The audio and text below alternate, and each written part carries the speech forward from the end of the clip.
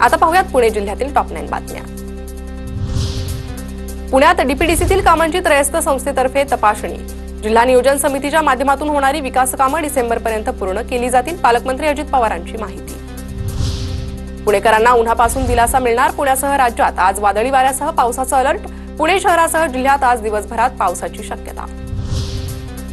फुले स्मारकासाठी महापालिकेच्या 2 समित्या। गंजपेठेतील प्रलंबित महात्मा फुले वाडा आणि क्रांतिज्योती सावित्रीबाई फुले स्मारकाचं एकत्रीकरण आणि विस्तारीकरणाचा विषय तातडीने मार्गी लावण्यासाठी समित्यांची नियुक्ती।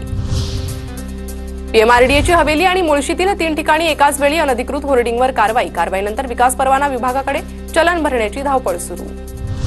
पुणे महानगरपालिकेच्या हद्दीसह पीएमआरडीए हद्दीत बांधकामाचं सर्वेक्षण केलं जाणार। डोंगरमाथा तसेच बीडीपीच्या आरक्षणाबाबत सरकार अभ्यास करणार। नियुक्त समितीच्या बैठकीत निर्णय।